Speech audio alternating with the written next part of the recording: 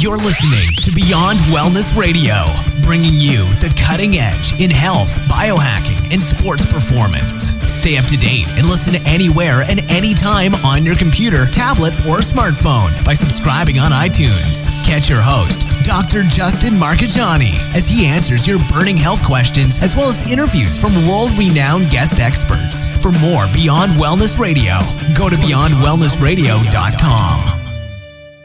Hey there, it's Dr. Justin Marcagiani. Welcome to Beyond Wellness Radio.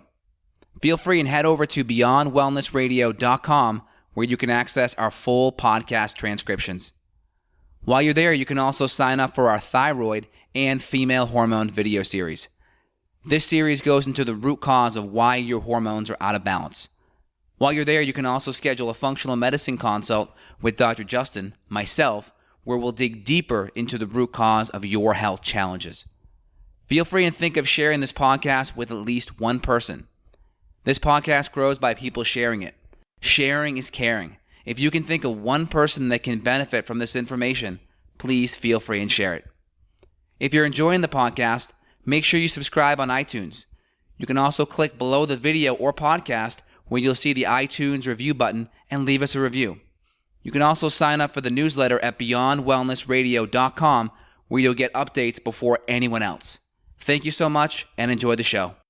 Evan, it's Dr. J here in the house. How we doing, man? How's your Monday? Happy Monday to you, man. I'm back on the grind. I took last week off. I told you it was crazy, like working so hard and then just coming to a standstill. It was difficult for me. Now, once I got to the end of the week, I started to relax, but man, I tell you, vacations are not my favorite thing. Maybe I just have a wrong mentality towards them. Yeah, I mean, when you have jobs like we do where you really, really enjoy it, it's fun to be living on purpose and helping people. Yep, agreed. Totally. Well, you came up with a great topic idea, which is all about collagen. And I mean, I can't tell you how many women, when I'm asking them about their supplements, like random women that may or may not know anything about health or functional medicine, somehow they discovered collagen and they're taking it as a supplement. But before we get into maybe supplemental uses of it, you and I were doing a bit of research and wanted to fill in kind of some backstory on collagen, educate people about what it is and where it comes from and how do you lose collagen, what affects collagen, things even in your gut, vitamin deficiencies. I mean, this is some cool stuff. So let's dig in. Yeah, absolutely. So collagen is important. One of my favorite amino acids that I love to supplement at least once, even twice a day. I typically do it in the morning in my coffee, and I do it at night with some magnesium citrate powder. I love it. We typically get exposure to collagen amino acids in the environment through connective tissue support. So like bone broths, where we get the full bone and the collagen and the ligamentous tendon and the hide of the skin of the animal. So most of the time, we're just not getting that exposure these days because we're just eating muscle meat. And most of the time, it's even skinless. And we're not doing it in a broth form. We're not doing any soup. So we're not getting a lot of the marrow, the ligaments, the tendon, the cartilage, amino acids. So we're not getting those amino acid exposure that we typically would get from muscle meat. So it's really important that we get these amino acids. And if we're not doing these soups and broths, then we have to make sure we get some type of collagen supplement. That's why I formulated a product called True Collagen, where I sourced it from Argentinian kind of grass-fed cows. And we use proteolytic enzymes. We dump the proteolytic enzymes on the tissue, on the hide, on the ligament tendon to break it down into a powder form. That way it breaks down in water or coffee or tea or soup. So huge fan of that because we're just not getting enough of those type of proteins in our diet. That's amazing. So I'm just reading a little bit about hydrolyzed collagen, which is what you have in your product. And hydrolyzed collagen contains 19 amino acids. And so these are things like glycine, proline, glutamic acid, arginine, alanine, and other essential amino acids, and some non-essential amino acids. Maybe before we get into like deficiencies and cortisol and stuff like that, maybe let's just chat about amino acids and how important they are for manufacturing neurotransmitters. I mean, you've got so many people with mood issues, depression being number one leading cause of disability. I believe anxiety, actually, I just saw a report about that. I don't know if you saw it. Anxiety is actually topping depression now as the leading cause of disability in the world by the Center of Disease Control. So anxiety, depression, those are highly linked to amino acid deficiencies, which not going to say collagen is going to cure you, but it can replenish these amino acids that you need to manufacture brain chemicals. Yeah, and if you look at the top 10 essential amino acids, these are amino acids that your body cannot make. Arginine, histidine, isoleucine, leucine, lysine, methionine, phenylalanine, which is a precursor to tyrosine, threonine, tryptophan, which is a precursor to 5-HTP, which is serotonin, and then valine or valine. So these are all important amino acids. We cannot get them from our food. We cannot get them from our body. Our body cannot make them. We have to get them from our food. Now, when we go cross-reference that with some of the collagen from or some of the amino acids that are actually in collagen, it's a little bit different. Glycine, proline, alanine, and hydroxyproline are the big ones. Glycine is really important because that's actually an amino acid that we use to make glutathione. So the more toxic load we're going to have, the more our bodies can actually take glycine and burn it up and to make glutathione. So that's really important. Proline and alanine and hydroxyproline, really, really important for that dermal layer, right? The dermal layer. So we have the epidermis, that's the outer part of the skin that you see. The second layer is the dermis. And we have all these collagen fibers that kind of make a network throughout that dermis layer.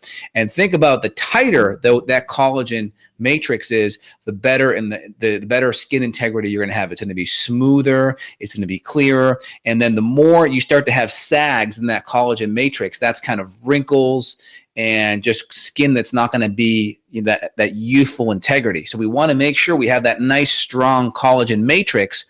Now we can whip that collagen into shape using laser or microneedling therapies, right? Of course, things like oxidative stressors like smoking and toxicity and excess sun, right, can also break it down. But we also can provide building blocks. Vitamin C is really important because that's a really important building block to making that collagen, but also the amino acids that I mentioned, which are found in the connective tissue. And we like to use a lot of type 1 and type 3 collagen sources. And I'll go into that in a bit. Yeah, the interesting thing about collagen, the only amino acid that's essential that it does not contain is tryptophan. And we use tryptophan a lot supplementally, and especially 5-hydroxytryptophan, 5-HTP, really, really helpful for people with mood issues. So anxiety and depression and all that, it makes sense why I've had clients to say, oh, I've been supplementing collagen, but I still have these mood issues. So you can still replenish other neurotransmitters, but you're not getting tryptophan from collagen, and interestingly enough. So if you do have mood issues, you may need collagen plus 5-HTP, and you brought up the vitamin C. So I'll take that a little bit further in terms of testing. Between Justin and I both, we've probably looked at, I don't know, maybe 3,000, 4,000, who knows how many organic acids tests. This is a urine sample that we run on every new client. And you can actually measure vitamin C on this urine sample. And I would say, and Justin, tell me if your statistics are different, but I would say about 80%, if not more people, have a deficiency or even no vitamin C, where it's completely bottomed out. And as you just mentioned, you have to have vitamin C as a cofactor to build collagen. So if your skin looks like crap and your vitamin C is burned out, you've got some explanation on the data. Exactly. Now, oxidation is important. Oxidation is when you lose electrons. So if you put a rusty nail outside and it gets rusty, that's oxidation. The steel or the metal that makes up that nail loses electrons, hence the rusting. Or if you cut an apple in your house and you let the apple brown, that is oxidation. Now you can get some lemon juice, put it on it. The lemon juice is very high in vitamin C, which then prevents the apple from browning. Why? Because it's an antioxidant. It's giving up electrons to stabilize the loss of electrons from the oxidation process. So that's why we like vitamin C's are really good adrenal support, because a lot of adrenal stress creates oxidation. Obviously, your adrenals use vitamin C as a kind of a cofactor for adrenal support to make some of the adrenal hormones from a nutritional perspective, kind of like the thyroid uses selenium, so to speak. The adrenals like vitamin C. And then oxidation, we can have oxidation stress just from emotional stress. We can have it from poor sleep. We can have it from nutrient deficiencies. We can have it from pesticides in the environment. Of course, smoking is one of the most notorious ones, right? Smoking creates oxidation. The oxidation decreases vitamin C stores. Lack of vitamin C is going to be inability to make and to create your own collagen matrix in your body. So then you start to have these weakened nets underneath your skin, which then allow certain parts to sag and just wrinkles and just that that accelerated aging look starts to occur. So of course, we want to, number one, decrease the oxidative stressors that are affecting our skin: pesticides, smoking, excess of sun, sleep, nutritional issues. We want to supplement the good nutrition on the vitamin C side, and then also the building blocks, because the more stressed we are, the more we're going to break down amino acids. So get the really good extra collagen amino acids. And this is more important, especially if you're not eating the skin on the animals that you're eating and you're not making soups or doing broth. And it's even more important because you're just not getting exposed to those amino acids. Yep, well said. So there's the answer. If you've been wondering all these years why when you look at a smoker, their skin looks so terrible and they look 20 years older than everybody around them who's not smoking, there's your answer. And let's talk about the gut a bit, because we were doing some research and there's an enzyme called collagenase. And collagenase is an enzyme that inhibits collagen synthesis. And guess what? Turns out there are gut bacteria, including H. pylori. I just found a literature piece here. I'll put it in the chat for you, Justin. It's about H. pylori being a type of infection that can cause the secretion of this collagenase.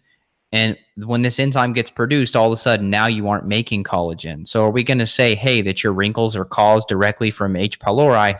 No, there's probably multiple factors, but the truth is gut bugs. So bacteria, viruses, H. pylori being a big one. I didn't see anything about parasites, but I'm just going to assume even if it wasn't affecting that collagenase, we already know, based on what happened to me with my weight loss and based on what we've seen with 1,000+ clients, is that parasites can steal your nutrients and cause your amino acids to go low. And you can also measure amino acids on organic acids testing too, which is why we love it, because if we see that someone has digestive problems like gut bugs, a lot of the time those amino acids will show low. And then we know something's off with their brain, their skin, their mood, their sleep, sex drive. It could all be affected. 100%, 100%. Now, regarding what the next steps are, right? You also talked about the gut. Now, I mentioned glycine, which is one of the main amino acids in collagen, is going to be used for glutathione, which is a powerful detoxifying antioxidant, because any toxin puts oxidative stress on your body. Number two, glycine is really important for the enterocytes to be nice and strong within the gut lining. So glycine is really, really important. That's partly why the GAPS diet has a strong emphasis on bone broth and soups, because you can get a lot of the nutrients pulled from the skin, tendon, ligament, bone into the soup, into the broth, and then you can drink that. And that has a really good healing, anti-inflammatory effect on the gut lining. So glycine is also important just because, like, you have this collagen matrix that builds up the dermis, which is the layer just beneath your skin. We also have these collagen peptides that are really important for building the enterocytes within the gut lining as well. So it's not just your skin, not just your tendons and bones for joint health, it's also your healthy gut. That's amazing. So you're literally healing from the inside out. Correct. It doesn't 100%. Get any better. Of course, we're not doing just that. Like a leaky gut protocol, we've got several different custom formulations that we're using, but it sounds like, based on what you're saying here, we would definitely want to have collagen in as a post-infection protocol for best results. Correct. And there's if you go look, there's lots of different like collagen types. The most common ones are the 1 and 3. Those are the ones that I use in my True Collagen. The difference with my True Collagen compared to most use sulfuric acid as an emulsifier to break down the amino acids into peptide form. I use proteolytic enzymes. So that process costs a little bit more for the proteolytic enzymes. And then we source it from Argentinian grass-fed cows. We do not get a certified organic label on it. That just costs too much, but we just use farmers that basically are adhering to those standards but aren't paying the extra money for the certification. That's and right. Then again, we're using the type 1 and type 3. Type 1 is skin, tendon, vasculature, organ, bone, and it makes up the major organic part of the bone. And then we have type 3, which is basically it's found alongside type 1. These are the reticular fibers, okay? Reticular fibers, that big network that interweaves between everything to strengthen it up, gives it good scaffolding. So type 1 and type 3. You'll see some of the neocell collagen will have some of the type 2, right? Yeah, I've had samples of that one. It tastes pretty good. Yeah, I mean, the thing with neocell, a lot of it comes from Tyson farm chickens. That sucks. So I figured it wasn't quality because, put it this way, if it were quality like pastured animals, they would advertise it. Hey, it's from pastured animals, right? correct. So it comes from the Neocell tends to come more from the Tyson farm chickens. And number two, it doesn't blend as well. I mean, if you put it in your coffee or tea, it has a noticeable flavor for me that disrupts the enjoyment of my coffee or tea. Where if you use a really good proteolytic collagen, it has no flavor at all, and it almost acts like a creamer. So I love it because one, that's my creamer. And then number two, it provides the extra amino acids. So if I have someone who's just not hungry at all, who doesn't really want to eat much in the morning, but they love their coffee or tea, well, we can at least put a scoop of collagen in there, get 12 to 15 grams of collagen, and they at least get some good amino acids and nutrients in their gut. And also it provides support for the gut lining too, which is great. Yeah, and well most said. people aren't getting exposed to it. Even people that are paleo, unless they're doing bone broth, right, or doing bone marrow, they're just not getting exposed to it. Yeah, well, when you were talking about that, I thought, man, this would be a perfect intervention if we were trying to get someone from a vegan or a vegetarian template and trying to get them more over to a whole foods, animal-based products diet. I think collagen would be a good first step. Like, hey, look, I understand you don't want to eat eggs. I understand you don't want to eat meat. Okay, let's start you out with this simple white powder. You're never going to know what it was. It's collagen, tons of amino acids. And by the time they feel better from it, then maybe they'd be convinced to stop being a vegan or a vegetarian. Mood, skin, things like that are better because we've had a lot of vegetarian vegans with skin issues, probably due to the malabsorption because they're doing so many beans and grains and stuff that their gut's messed up. But I have a lot of vegans and vegetarians that I at least coerce them to being able to do some of the collagen peptides. Yeah. I try to coerce them at doing at least a little bit of egg yolk if tolerated, and potentially even a little bit of fish. So I'm able to kind of push them in that direction. But yeah, I mean, a lot of the vegetarian protein sources, they aren't rich in sulfur amino acids, and they tend to have a whole bunch of anti-nutrients bound up to them.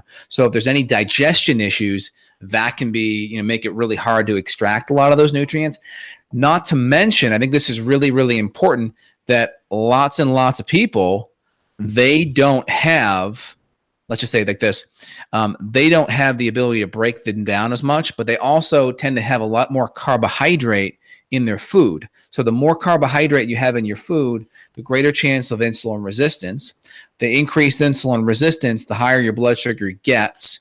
That creates advanced glycation end products because the sugar is coating all those proteins up because your body can't pull it into the bloodstream as well. So it increases the blood levels of glucose, which then creates more oxidative stress. Advanced glycation end products ages you partly because of that oxidative stress mechanism. Yep. I'm trying to think if there was anything else I wanted to mention. Oh, yes. Cortisol. Let's talk about cortisol. You mentioned adrenal stress and how that can deplete vitamin C, which is a cofactor for collagen synthesis. But cortisol in itself is going to be catabolic. So cortisol can cause leaky gut issues because it can break down that gut barrier. But then let's talk about that a bit more. Cortisol can be affecting your skin, your gut lining. I mean, it's pretty much the anti-bone broth, if I could call it that. 100%. I think you made some valid points. And again, if you're seeing hair loss, part of, I think, the mechanism for hair loss with a lot of these infections is, number one, you're malabsorbing a lot of these nutrients.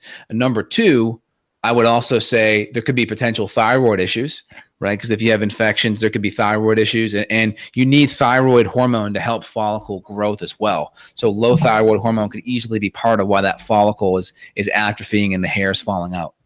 Well, what anemia is too. I mean, that would be a whole nother podcast, but ferritin is a common thing we'll see that's low. B vitamins, B12 for sure. Yeah. So there are anemias and there are gut infections too. I mean, with you mentioned thyroid, Hashimoto's. I mean, that could be a gut issue that's like H. pylori that's triggering autoimmunity of some sort, and then the collagen gets affected, then the skin's affected. I mean, everything's connected. That's why it's funny, because we start out on one topic and then we always go back to the other topics we discuss, because you cannot separate these things. Yeah. And I love collagen because it provides the mechanism for skin, the cosmetic aesthetic aspect.